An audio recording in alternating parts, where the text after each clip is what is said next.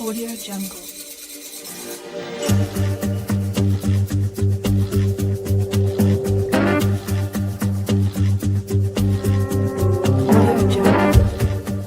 I am the Divine Prince, Emmecca, Pan-African Spiritualist, Practitioner, Author, Advisor, Elagoon, Oloye, Hoodoo, Obeya, Bokur. I reside in this beautiful and legendary historic Treme, New Orleans, Louisiana.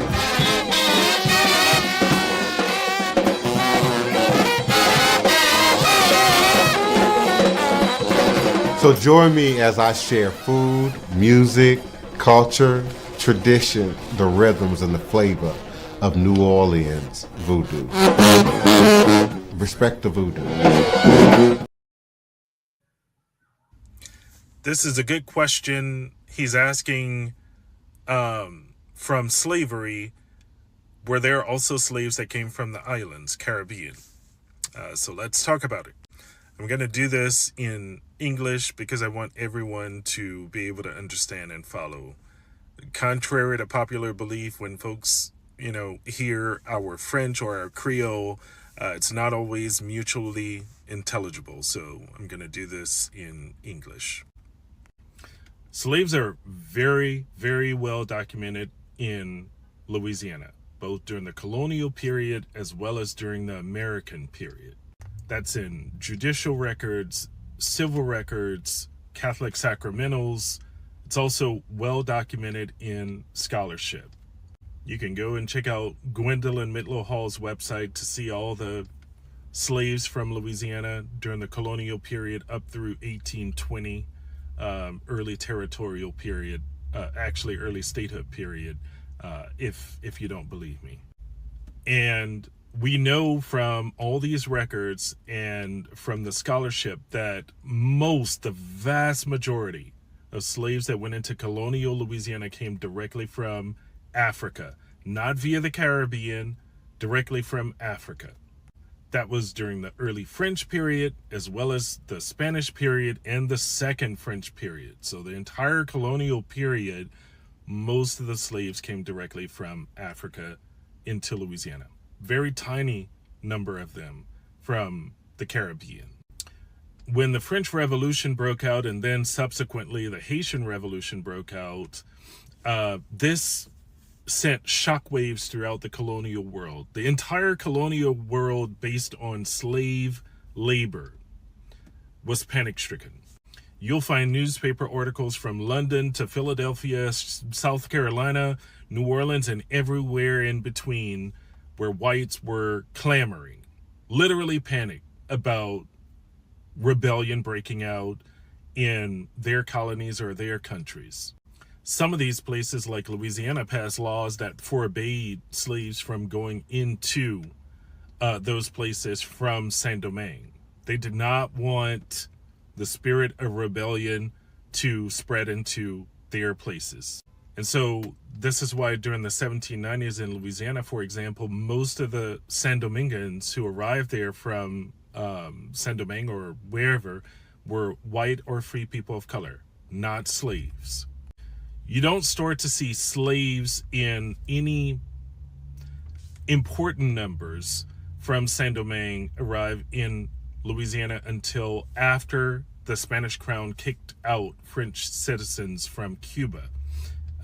And so from 1809 to 1813, New Orleans' population doubled because of these refugees. A lot of these refugees were born in Cuba, but one generation back, they were from Saint-Domingue. So those were Saint-Dominguans who fled to Cuba after the revolution broke out in Haiti, and then, between 1809 and 1813, sought refuge in Louisiana. About 1/3 of those were white, 1/3 were free people of color, 1/3 were slaves. These are approximate numbers.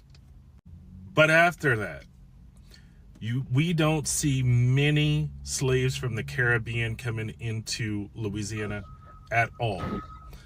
That's mostly because the international slave trade had been abolished, right? Of course, there were, slave ships that came in and out.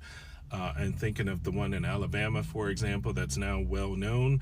But for the most part, most of the slaves that go into Louisiana after statehood came from internal slave markets, from Virginia, especially Kentucky, South Carolina, and other places, not from the Caribbean. So, all this to say that the number of slaves who were from the Caribbean and from Haiti in Louisiana, both during the colonial period as well as during statehood and territory periods in Louisiana, did not come from the Caribbean or from Haiti.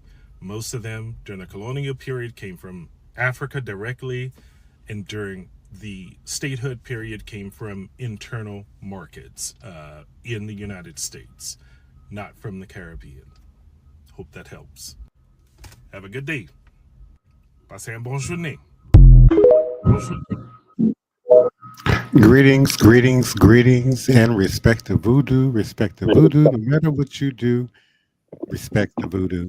It is another edition of Revolutionary Hoodoo, New Orleans Voodoo Secrets and Recipes. Voodoo 101, powered by, supported by, promoted by NOIVD, New Orleans International Voodoo Day. We continue to support your joining us, volunteering with us, donating, and sponsoring with us this very powerful, magical, legendary, and historical event. Please do continue to visit our website at www.vodouday.org. Again, at www.voodooday.org for more information and continued updates about this powerful, powerful, and historic event. I want to thank each and every one of you for your continued support and participation here in the live chat on all the platforms where we can be viewed in social media at this time.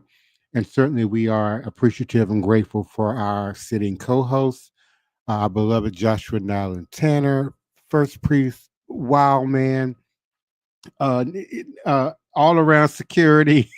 Okay. And certainly we appreciate Elder Reggie, known here on this platform as Green Soap, and all the contributions that he continues to make at the grassroots level of our community, but also as a member and organizer of NOIVD. And we certainly are grateful and appreciative of the Queen Mother, Sister Toni Val Martinez, for her consistent support, love, and participation in this platform. We again picked up in our last podcast the continued conversation of hoodoo and the power of hoodoo, conjure, root work, whatever name or language was being used to describe it as, and the inherent power in this practice, but also the fear that often accompanied it and follows it to this day as it relates to our connecting authentically once again to our practices and indeed our traditions. Please go back and review the last podcast if you're new to the storyline, and you can come on in and join us now and certainly in future and upcoming podcasts. Like Charla Fett describes the origins of a slave practice without providing an explanation of what magic meant to those who practiced it. In her work, Working Cures, Healing, Health, and Power in Southern Slave Plantations, Fett offered a more detailed description of African American healing practices, such as herbalism, conjuring, midwifery, and describes how they become arts of resistance in the antebellum South. She shows how enslaved men and women drew on African predecessors to develop a view of health and healing that was distinctly at odds with shareholders' property concerns. While white share owners narrowly defined slave health in terms of soundness for labor, slaves believed health was intimately tied to religion and community. African American healing practices function both to nurse the body and as a tactic of rebellion against whites. Fett found that the revered role of female root workers in the plantation health cultures gave them authority and status within enslaved communities. As a result, power struggles arose between slave doctoring women and the white plantation owners.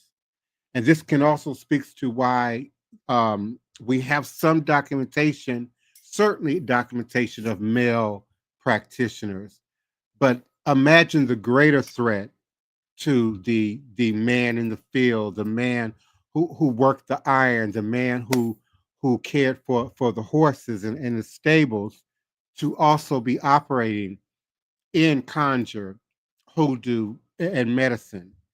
And often the women occupied the house, occupied superior roles in the house, and took a forward position in terms of representation as it relates to hoodoo and hoodoo doctoring within the confines of the plantation life. By examining the dynamics of plantation healing, Fett sheds new light on the hierarchy of power in antebellum American slavery. And although she provides a comprehensive view of healing in a slave community, Fett focuses on the correlation between healing abilities and power rather than the spiritual meanings behind them. Her book is useful for investigating what healing rituals existed, but does not explain why they were employed. Newbell Niles Puckett, on the other hand, explores this spiritual motivation in a work entitled Folk Beliefs of the Southern Negro. Puckett analyzes slave folk tales that give insight into the social and cultural milieu from which Black spiritual traditions were derived. He refers to these stories as antiques and mental heirlooms that function both to record the daily lives of slaves and provide an escape where they could remember their roots. His book states that the slave society's harming and curative techniques are derived from widely circulated folk tales. Puckett suggests that the superstitions and themes discussed in these tales are manifest in actual practices. He uses stories such as one about a boy who develops a relationship with a snake during a drought, and another about the hooting of owls when the devil comes out, to explain the origin of actual practices like the hanging of a snake to make it rain and the symbolism of an owl as an omen. Puckett does an excellent job of demonstrating how the cultural attitudes reflected in folk tales were integrated into the slave community lifestyle. Joseph Williams also draws primarily on folk tales in his research from his New York Times article entitled Black Magic Among Dark People. Black Magic Among Dark People, in which he analyzes the prevalence of voodoo and obia within the Black community. He traces the origins of these practices to the early 17th century serpent worship in Haiti and attributes their presence in North America to rebellion attempts. Again, maroon culture, maroon spirituality, maroon mentality. He cites the New York conspiracy of 1712 as an example of slaves implementing voodoo tactics to incite a rebellion. The New York conspiracy of 1712. So again, the threat, the fear of voodoo, of hoodoo, of obia, of conjure among us here north of the border existed long before the Haitian influence, the Haitian revolution, and the influx of Haitian Creoles, along with their enslaved populace that followed them here or were forced to follow them here. Williams also describes the ideology of obia, which we widely note as a Jamaican phenomenon. But indeed, obia is another language, another word, another branch of hoodoo-based root work and practice. Some would even say obia is rooted in the word obia, obia, which is a term used in West Africa till this day to describe certain forms of Ifa divination among certain ethnic groups, which he believes has transformed into a cult of devil worship that still invokes fear among African Americans. This is evident in their use of the Obia man as an effigy for evil, according to Williams. So, because like Puckett, Williams does not include as a source any slave interviews or historical documents, even when he discusses the various uprisings, his information is speculative, relying more on rumors and gossip than on concrete evidence. And so this document is nonetheless helpful in its depiction of the use of supernatural agency among the enslaved populace. And this agency, we know, has traveled from north to south and south to north back again. Just throw a dart on the map in the so-called New World where our ancestors, where our people would have been deposited, and you will find a path, a tradition, a practice back to these early maroonage practices, maroonage encampments, maroonage archives of remembered practice, culture, songs, rhythms, teachings. I often say if we could count in Ewe, if we could count in Fan or Khan or Yoruba, we didn't forget to count and how to count once we crossed the Atlantic. We were just now forced to learn to count in Portuguese, in Spanish, in French, in Creole, in English. So we certainly greet you all independently, individually, and collectively. We welcome you in the conversation. Greetings, Daniel Neal, faithful member of our community here locally as well as here virtually in this created sacred space. Welcome again, Godchild S. Marie. And please do come on in, Black Hawk, Joshua, Nylan, Tanner. It will be followed by a virtual acknowledgement of the ancestors by Elder Reggie, and then we will greet with our beloved Queen Mother, Sister Toni Martinez. Come on in, Joshua. Greetings and salutations. Greetings, everybody. Hope you guys are having a good evening. That was great. Great opening, Divine Prince. That was on point in that video that you played prior to that. That shed a light on a lot of things in terms of the diversity of this population of the enslaved people that came or were enslaved in that time. And I wanted to share something today, a little bit of information that I collected through information and research, personal research. So I'm going to be at bay of some of that information, but I wanted to share something. I know we were talking about the Black Spiritualist Church and its effect on our religious history and the makeup of this country and our influences. I wanted to share a different influence outside of the Black Spiritualist Church, which was one of I'm gonna read something off of an actual deed of this church that I actually have access to because of personal access. And it kind of it's going to shed light on what we were talking about in terms of how the effect of how our spiritual systems was viewed. This is in 1896. So I'm gonna start here. The African American Methodist Episcopal Church is to be used under discipline, rules, laws, and forms of government of said church as a place of worship and for such other lawful uses in connection with said church as the authorities thereof may from time to time determine.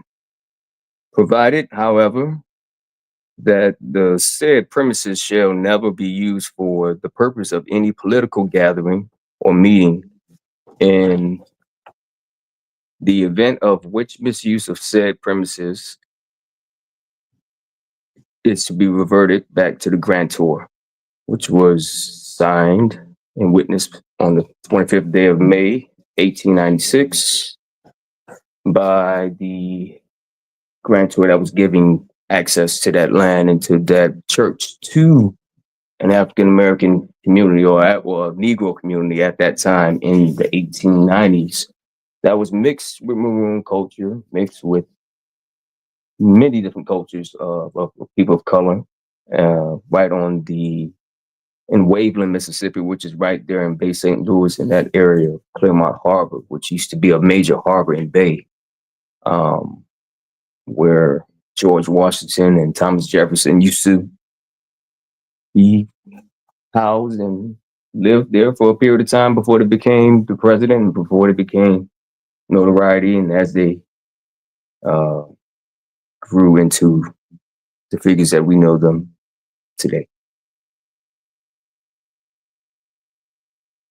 Mr. Reggie?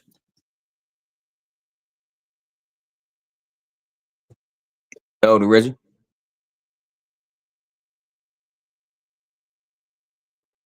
Let me see. Elder Reggie, do you have your mic on?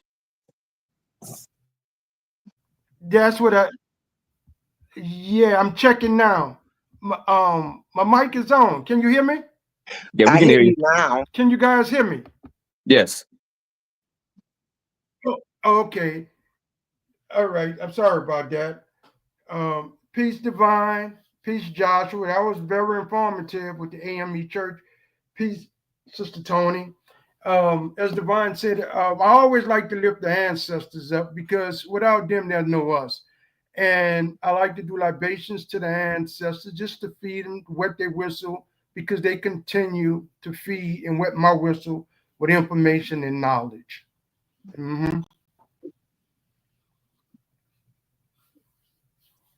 Pass it to you, Sister Toni, for your greeting. Hello, everyone.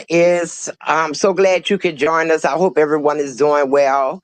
I'm thinking on the video we saw at the beginning of the show where the gentleman stated that all the slaves that basically came into the port of New Orleans came from Africa. Algiers, Louisiana, was their first stop. It was an island that was used to have the slaves in quarantine before they actually brought them by ship, by boat into the city, to the slave pens that were in the city to hold them for sale. The city of Algiers used to be one large slave pen. And they also would break the rebellious slaves there. Now, in doing some of my research on St. Milo, when he was on the run, he hid in Algiers Told you he was on a boat. well, he had to use boats to get around. Amongst the slaves that they were bringing in. And we don't know, but he traveled all the waterways. So we don't know if he happened to get a couple of them slaves up out of there before they really came across that river, as we like to say it here, to the French market to be held in the slave pens here in the city before the sale happened. And on last night, Elder Reggie spoke on not knowing what Saint Mm-hmm. Milo did to get the title Saint Milo.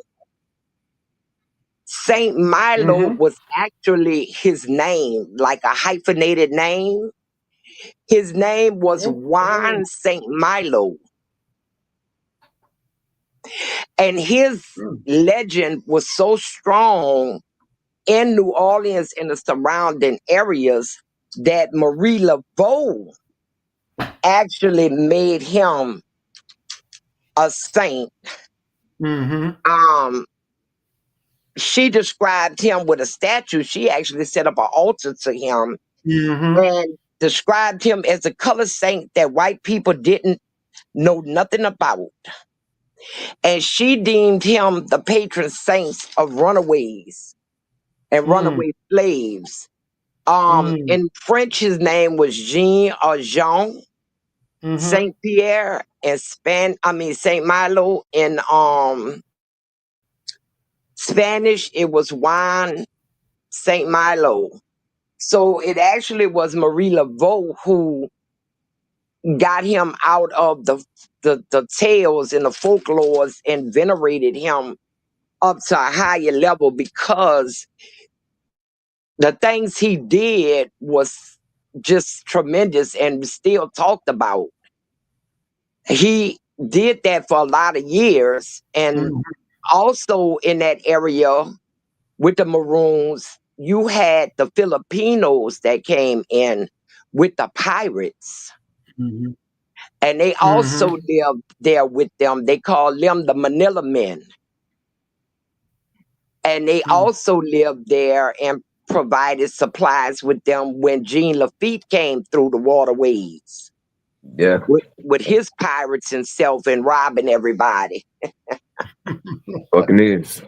Yes. Yeah. robbing all the ships until he struck a deal with the what we call Americans now to fight on their side with Andrew Jackson. Yeah. Mm-hmm. But yeah, his Mm. name was Saint That's very good Milo. information. Yeah, he Okay. and the Manila Men, the Philippines that came here, they have a strong history of what we call hoodoo and voodoo in their communities, and they brought that with them.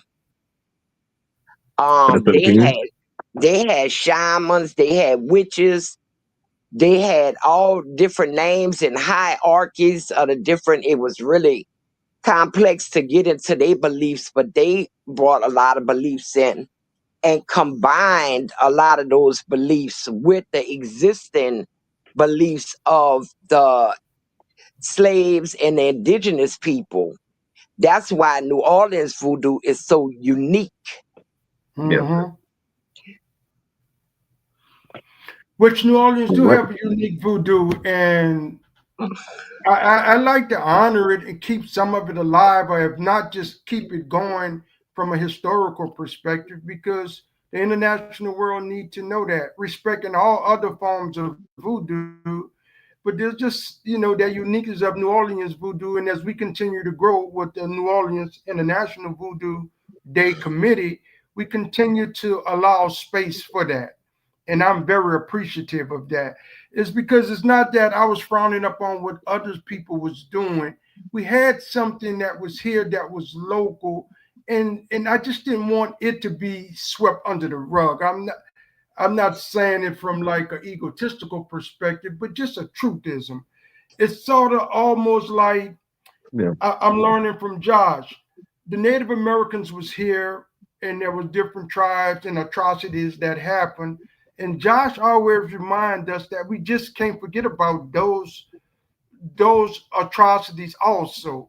It's not that we are overlooking them and moving forward, but remember everything. Sister Toni, it was beautiful. You brought in the Manila Men. Now that's something, much reading and research I do, I just was not aware of that. And that's what I'm saying. So I'm appreciative of that. And this platform that Divine is hosting is allowing us to really dig deep and truly learn. So our collective audience, I hope they have no pen and pad and learn as we continue to walk down this journey. Where are the elders? We moved back. because you came to us. Your whole attitude towards us is, oh, I already know that. I Googled it. Oh, I Googled it. Wow. Oh, I got it off of Facebook. Part of eldership is to keep balance in the community. And sometimes you have to tap them with love, and let new people know this is the way it goes, because they come in and think they know what this is when they really don't. This journey is not about getting a title, getting beads, and getting vessels. It has nothing to do that. If you take all of that away, stand butt naked in front of Olodumare, the first thing she said was what? Iwa Pwele. Yes, indeed. Iwa Pele means character, good and balanced character. And if we don't translate these words into behavior, actions, attitudes, how we move amongst ourselves and with each other, then it's all for naught, and it's all for ego. You're right. Well, once again, our time has come to an end, but we will be back here Monday, 9 o'clock. We look forward to you joining us. I'll turn it over to Elder Reggie to close out with International Voodoo Day information. Yes, we give thanks, Sister Toni. Divine, once again, a beautiful night of teachings and knowledge. And Brother Josh, that was beautiful. I want to go back into the AME Church. We had one in New Orleans even while slavery was going on. It's called the St. James AME Church.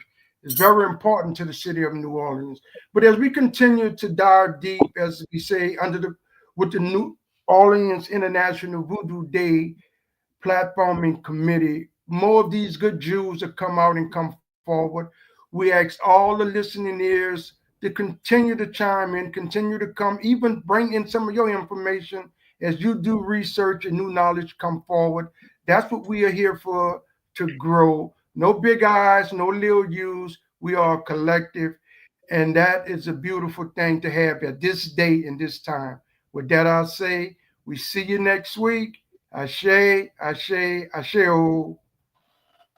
Ashe. The reason why the energy in Black churches is so different from the energy in non-Black churches is because the Black church is still unconsciously incorporating elements of African spirituality as well as elements of what they deem as witchcraft. Shouting can be traced back to African ceremonial dances that were used for healing, divination, and connecting with the ancestors. Think about it. In Christianity, the Holy Spirit is seen as something that is gentle and that would not overtake or control an individual. So when a Black person in a Black church just loses control and says that they caught the Holy Spirit, of course, if they weren't faking it, it was likely the spirit of an ancestor. These dances also centered around footwork, movement of the feet, stomping of the feet, which was purposed to ground oneself and connect with the earth. Shouting is footwork. Footwork is very rhythmic and follows a pattern that mimics the beat of a drum. Speaking of drums, in ancestral African tradition,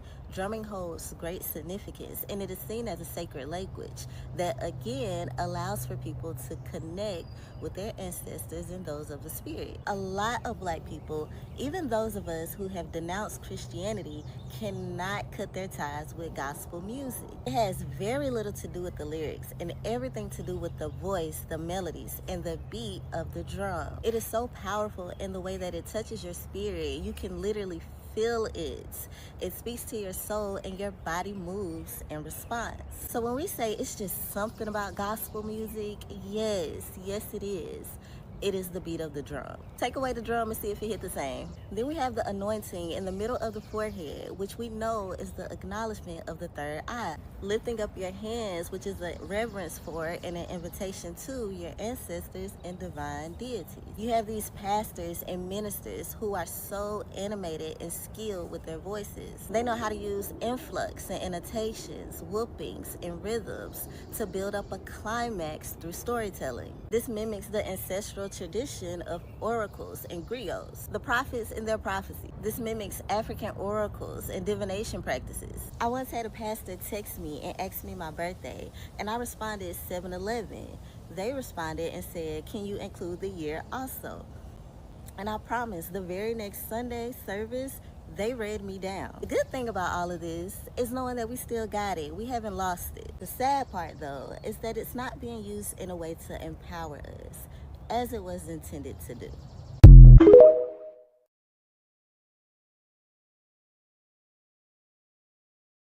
Bacardi.